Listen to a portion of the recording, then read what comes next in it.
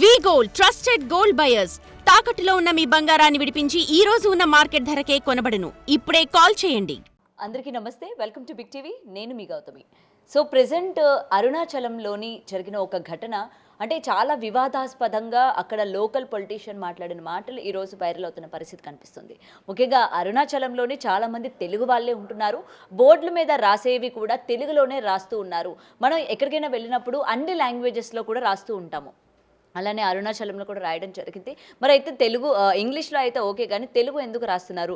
ఇది అరుణాచలమా లేకపోతే ఇంకేంటి? ఇక్కడ చూస్తుంటే మొత్తం అందరూ కూడా తెలుగు వాళ్ళే ఉన్నారు. ఎక్కడ చూసినా తెలుగు వాళ్ళే, వ్యాపారాలు చేసుకున్న వాళ్ళు కూడా తెలుగు వాళ్ళే అని చెప్పి మాట్లాడిన మాటల్ని ఏ విధంగా మనం తీసుకోవాలి? అయితే గతంలో కూడా మనం ఇలాంటి వివాదాస్పదమైన మాటలు చాలా వరకే విన్నాము. ముఖ్యంగా ఈ తెలుగు తమిళ్ అన్న భేదాభిప్రాయాలు వచ్చినప్పుడు ముఖ్యంగా భాష గురించి కావచ్చు, ఇటు సినిమా ఇండస్ట్రీలోని మనం చూసాము. ఇప్పుడు దేవాలయాల దగ్గర కూడా తెలుగు వాళ్ళే ఎందుకు అంతటా ఆక్రమించుకుంటున్నారు అని మాట్లాడిన మాటలు నిజంగా చాలా అభ్యంతరకరంగా అలాగే వివాదాస్పదంగా ఉన్నాయి. సో దీని గురించి మాట్లాడితే వాళ్ళు మనతో పాటు ఐకానిక్ ఆస్ట్రాలజర్ గట్టుపల్లి సురేష్ బాబు గారు ఉన్నారు. సార్ నమస్తే. రైట్ సార్, ముఖ్యంగా దేవుళ్ళ దగ్గర మతం, కులం, మతం ఏమి కూడా చూసుకోకూడదు, దేవుడు అందరికీ ఒకటే అని చెప్పి అందరూ కూడా వెళ్ళి ప్రార్థించుకుంటూ ఉంటారు. ముఖ్యంగా తమిళియన్స్ ఇలాంటి గుడిలోని అరుణాచలం దగ్గర ఎందుకు తెలుగు వాళ్ళని రాణిస్తున్నారు? మొత్తం కూడా తెలుగు వాళ్ళు ఎందుకు కనిపిస్తున్నారు? ఈ మధ్య కాలంలోనే ఇంకా ఎక్కువ అయిపోయారు. సో వాళ్ళని రానివ్వకుండా చేయాలి. అలాగే ఎక్కడికక్కడ బోర్డుల మీద కూడా తెలుగు ఎందుకు ప్రాధాన్యత ఇస్తున్నారు అని చెప్పి మాట్లాడిన మాటల్ని మనం ఏ విధంగా తీసుకొచ్చి అంటారు? అంటే ముఖ్యంగా మన తెలుగు వాళ్ళు ఇలానే అందరూ కూడా మాట్లాడుతూ ఉన్నారా? ఇలాగే మీరు వేరు, మేము వేరు, మీ భాష వేరు, మా భాష వేరు, మీ ప్రాంతం వేరు, మా ప్రాంతం వేరు అన్నట్టు మాట్లాడుతున్నారా? దీన్ని ఎలా చూడొచ్చు అంటారు మనం?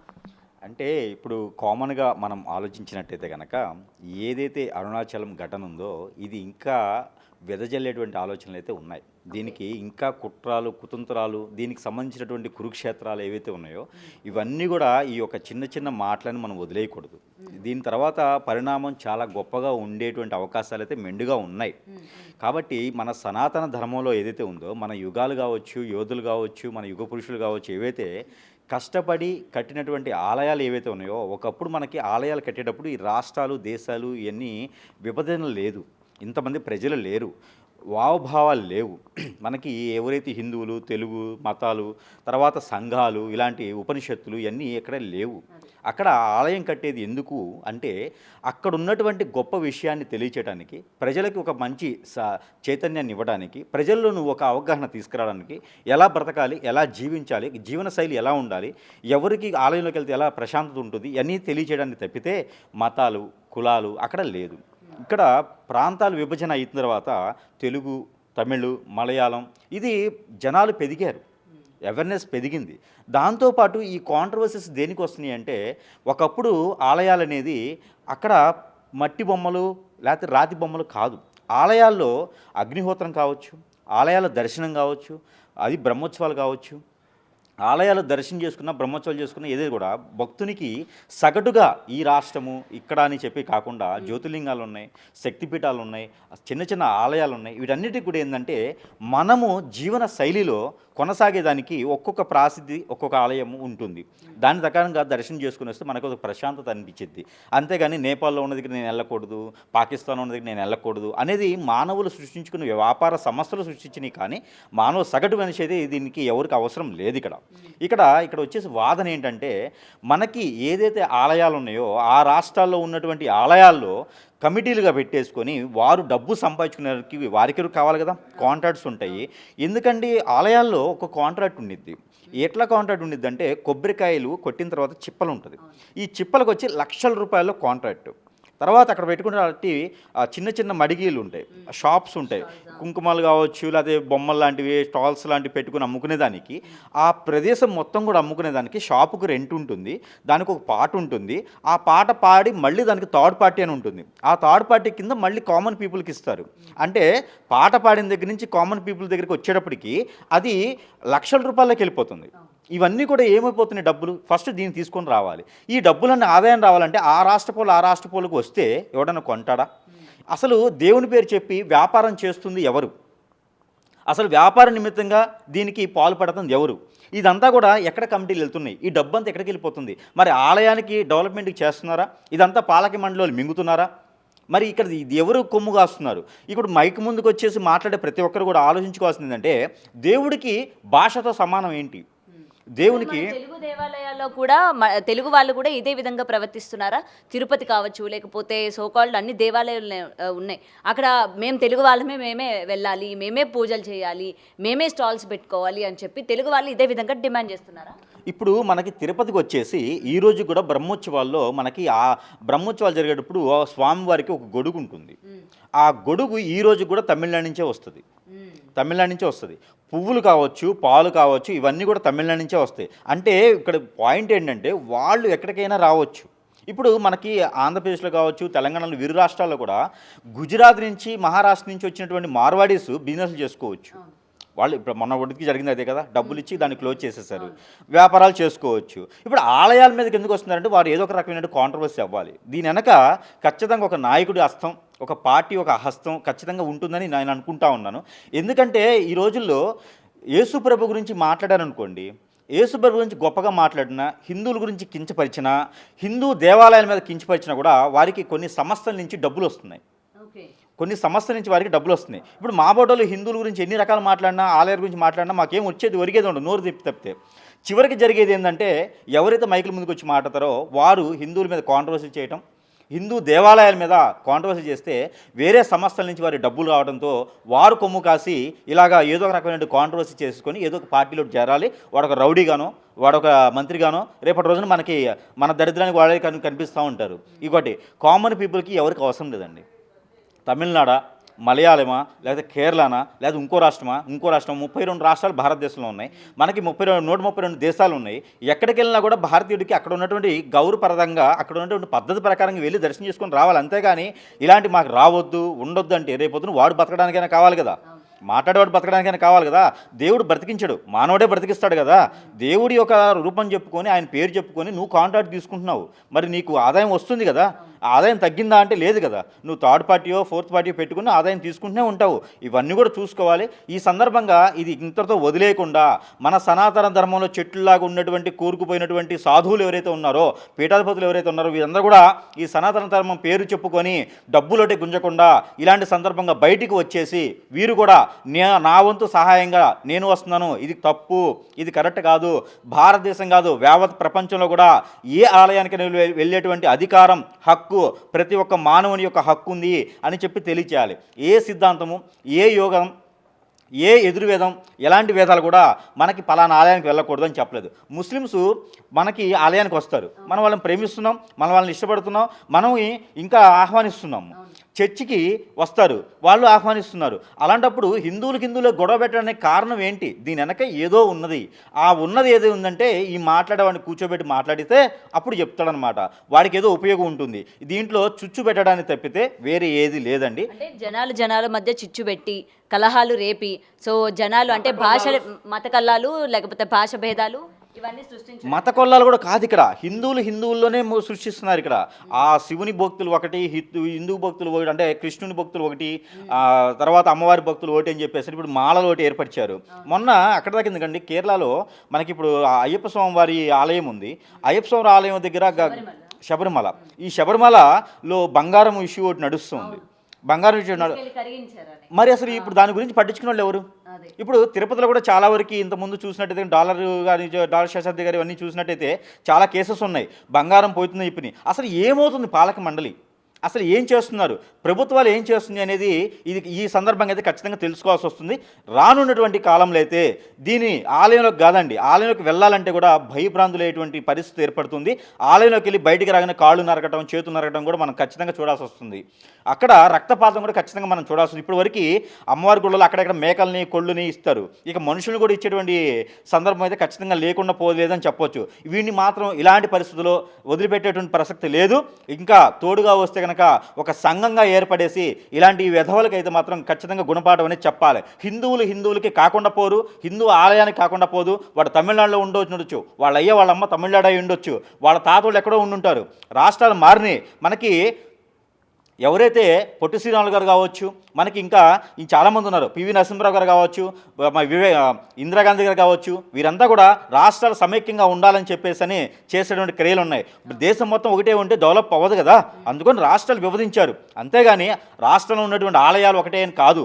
భాష అనేది ప్రతి 10 కిలోమీటర్లకు ఒక భాష మారుతూ ఉండిద్ది. వాడు తమిళ మాట్లాడినంత మాత్రాన వాడు తమిళుడని కాదు, తమిళలో మలయాళం మాట్లాడిన మాత్రం వాడు కేరళ అని కాదు. కేరళలో అయితే ఏకంగా దరిద్రమే ఉందనుకోండి, అది వేరే విషయం. కేరళ దరిద్రానికి అసలు తట్టుకునేది లేదు అది. కాకపోతే ఇక్కడ వచ్చేసి మన తమిళనాడు వచ్చేసి అసలు రాష్ట్రాన్ని విభజించారు. అసలు మొదట్లో ఎక్కడ ఉంది తమిళనాడు? ఆంధ్రప్రదేశ్ తమిళనాడు కలిసే ఉంది. తెలంగాణ ఎక్కడ ఉంది? మొత్తం కలిసే కదా ఉంది. అసలు ముందు దీనికన్నా బిఫోర్ చూస్తే, రామాయణ కాలంలో చూస్తే పాకిస్తాన్ కూడా కలిసే ఉంది కదా. మరి వీడొచ్చి ఇడదీశాడా? వీడికి ఏం సంబంధం ఉంది? మన పురాణాలు చెప్పాలి, పురాణాలు వ్యత్యాసాలు ఉన్నాయి, మన జ్ఞాపకాలు ఉన్నాయి, మనకక్కడ ప్రూఫ్స్ ఉన్నాయి. ఇవన్నీ కూడా ఒకటే కదా. వాడు పుట్టింది భూమే కదా, ఆకాశం కింద భూమి మీద కదా బతుకుతాడు. వాడు రూపాయలు తిండు కదా, తినేది అన్నమే కదా. వాడు కూడా ఏదో రకమైనటువంటి వాడి సిద్ధాంత ప్రకారంగా తింటాడు. ఆలయాన్ని విభజించడానికి దేవుడు వచ్చి వీడికి చెప్పాడు కల్లోకి. అవన్నీ కూడా ట్రాష్. దీని వెనక ఏదో హస్తం ఉంటుంది, ఏదో ఒక పొలిటికల్ పార్టీ ఏదో ఖచ్చితంగా ఉంటుందని చెప్పొచ్చు. ఎందుకంటే తమిళనాడు రాజకీయ పరంగానే ఇవన్నీ కూడా జరుగుతున్నాయి అనుకోవచ్చు అయితే ఖచ్చితంగా. ఎందుకంటే తమిళనాడులో ఇప్పుడు రాజకీయ వ్యవస్థ ఎలా ఉందంటే దరిద్రమైనటువంటి పాలన నడుస్తుంది. ఇప్పుడు ప్రజెంట్గా తమిళనాడులో పేర్లు వదిలేండి, అందరికీ తెలిసిన విషయమే. ప్రభుత్వాలు దరిద్రంగా ఉన్నాయి, కొత్త ప్రభుత్వాలు వస్తున్నాయి, అది తట్టుకోలేక కాంట్రవర్సీస్ ఒకటి. రెండోది వచ్చేసి అక్కడ ఇప్పుడున్నటువంటి నేషనల్ పార్టీస్ ఏవైతే ఉన్నాయో అక్కడ బీజేపీ హవా చూపించాలని చూస్తూ ఉంది నెక్స్ట్.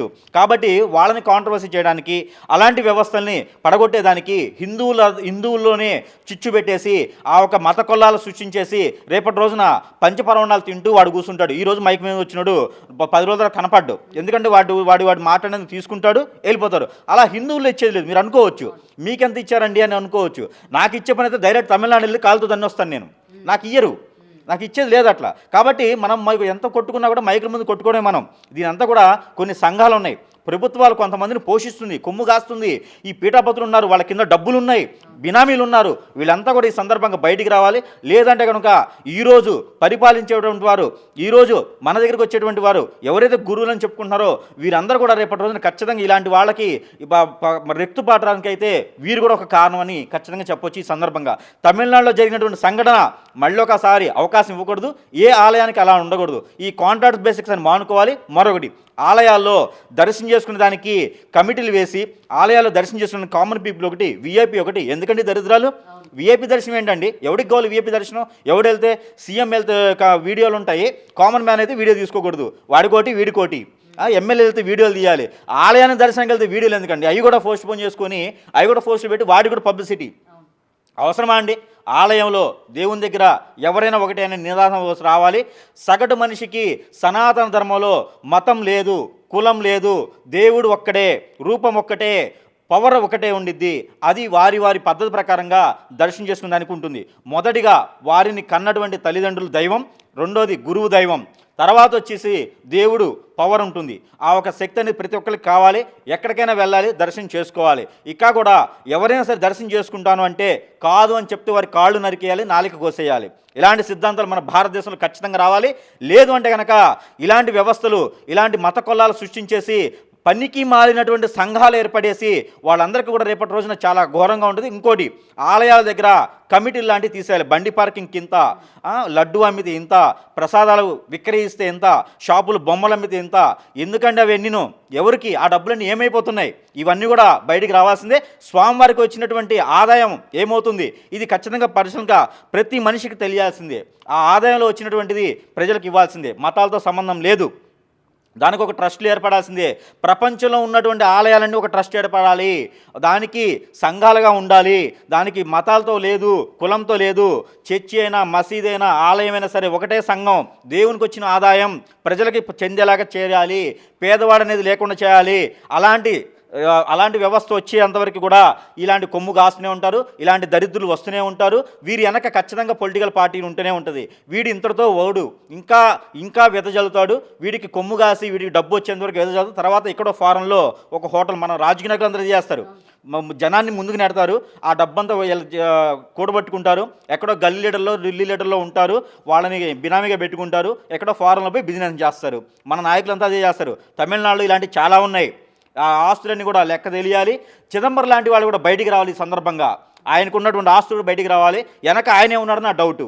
ఇంకా ఇలాంటి వ్యవస్థలు, ఇలాంటి పార్టీలు కూడా బయటికి రావాలి. వెనక నుండి నడిపించేటువంటి అందరూ కూడా బయటకు వచ్చేసి ఇక హిందూ ధర్మానికి కానీ హిందూ ఆలయాలకు కానీ నాలుకని నేలకు రాసి తప్పు అయిపోయిందని చెప్పాలి. అప్పటి వరకు కూడా ఈ వ్యవస్థ ఇలానే ఉంటుంది.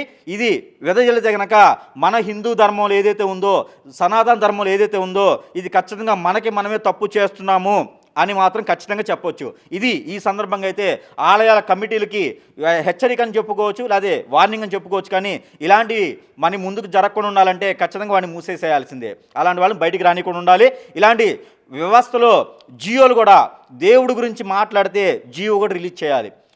యేసు ప్రభునే కాదండి, ఎవరినైనా ఎవరి మతానికి సంబంధించినటువంటి గురువు ఉంటుంది, ఎవరి మతానికి సంబంధించినటువంటి ఇష్టం వారికి ఉంటుంది. వారు నచ్చిన వాడు చెట్టుకు మొక్కుతాడు, గుట్టకు మొక్కుతాడు, రాయికి మొక్కుతాడు, మనకు అనవసరం. కానీ కాంట్రవర్సీ చేసిన ప్రతి ఒక్కడికి శిక్ష అనేది అమలు చేయాల్సిందే. మనుషులతో మాట్లాడితే శిక్ష కాదండి, దేవుడి గురించి మాట్లాడితే శిక్ష అమలు చేస్తే ఖచ్చితంగా ఇలాంటివి రాకుండా ఉంటాయి. అలాంటి భయం అనేది ఒకటి క్రియేట్ చేయాలి. అప్పుడు శబరిమలలో ఉన్నటువంటి అయ్యప్ప స్వామిదైనా, తిరుపతిలో ఉన్నటువంటి వెంకటేశ్వర స్వామి ఏదైనా ఒకటే ఉంటుంది, పనికి మానవులను తీసుకువెళ్ళి ట్రస్ట్కి పెట్టకూడదు. ముఖ్యంగా దానికి సంబంధించిన వాళ్ళని తీసుకెళ్ళి ట్రస్ట్కి పెట్టాలి. సనాతన ధర్మంలో పీఠాధిపతులు చాలామంది ఉన్నారు, సాధువులు చాలామంది ఉన్నారు. వారందరూ ఏమీ చేయలేరా అండి? దేవునికి సేవ చేయలేరా? వాళ్ళతో కాదు, డబ్బు కావాలి కదా వీళ్ళకి. పాలకుల మంది డబ్బు తీసుకొని వెళ్ళి ఫారెన్లో హోటల్స్ కట్టుకొని బిజినెస్ చేసుకోవాలి నాయకులు. ఖచ్చితంగా నాయకులకు మాత్రం ఈసారి మాత్రం వదిలిపెట్టే ప్రసక్తి లేదు. ఎవడు కూడా ఓటేయరు కావాలంటేను. ప్రభుత్వాలు ఇదేంటంటే వెనక నుంచి అక్కడ తమిళనాడులో వచ్చింది కాబట్టి ఈ విషయం తమిళనాడులో రానున్నటువంటి కాలంలో బీజేపీ అనేది పాగా వేస్తుంది. ఆ బీజేపీ కొత్త పార్టీలు వస్తున్నాయి. దీనికి తగ్గట్టుగా హిందువుల ధర్మానికి వాళ్ళకి చిచ్చు పెడితే కనుక వాళ్ళు కొట్టుకు చచ్చిపోతారు, వీళ్ళు మాత్రం వెదజల్లొచ్చు అని చెప్పేసి చేసేటువంటి ప్రక్రియ అయితే ఉంది.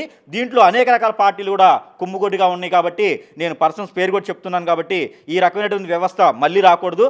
మన హిందూ ధర్మంలో ఉన్నటువంటి వారు మెళ్ళ మాల్లో కాషాయ వస్త్రం ధరించినటువంటి ప్రతి సాధువు, ప్రతి గురువు అని చెప్పుకుని తిరిగివాడు కూడా ఈ సందర్భంగా మన బయటకు వచ్చేసి ఇలాంటి కాంట్రవర్సీ మళ్ళీ రాకుండా ఆలయాల గురించి మాట్లాడితే శిక్ష తప్పదు అని మాత్రం ఖచ్చితంగా హెచ్చరిస్తే ఇలాంటి రాకుండా ఉంటాయి.